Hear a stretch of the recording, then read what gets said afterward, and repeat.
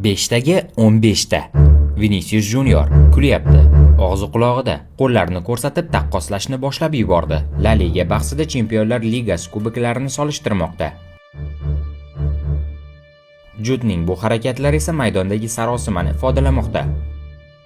U maydonning har tomoniga yugura boshlaydi, umuman boshqacha tezlikda. Barselona esa shu paytda yirik g'alabaga yaqin turibdi.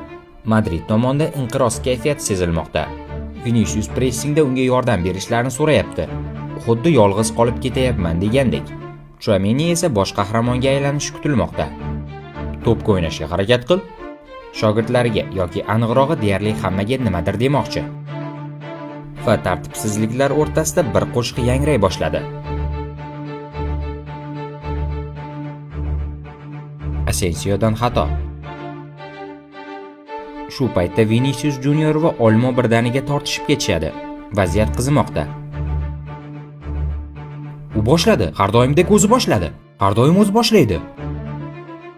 O'zi boshlayapti-ku. Vini Junior Canceloga kataloniyaliklarga ishora qilib aytadi. Shu paytda Gavi eski hisoblarni yopmoqchidek paydo bo'ladi. Taqiqlangan mavzuni yana ochadi. Oltin to'p nima bo'ldi? Vinicius esa kulib javob beradi. Ha, menda Chempionlar Ligasi bor. Nima kerak o'g'ayni? Nima xohlaysan?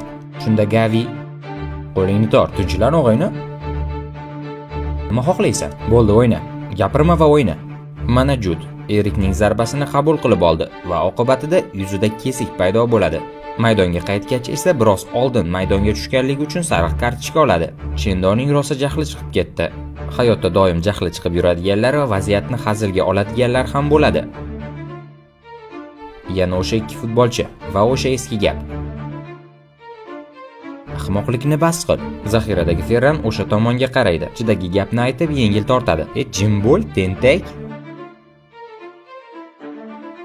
Sen og'zingni yop, tentak. Narigi tarafdagi zaxirada esa Brahim hattoki qarashni ham xohlamayapti. Rafinha Trentning mana bu zarbasidan keyin yerga yiqiladi. Vinicius Junior yetib kelgach esa jahli chiqib o'rnidan turadi. Braziliyaliklar sambani boshlashdi. O'zing jahannamga yo'qol. Judun orqasidan ushlab turibdi. Vamos! Hakam, bo'ldi o'ynaylik.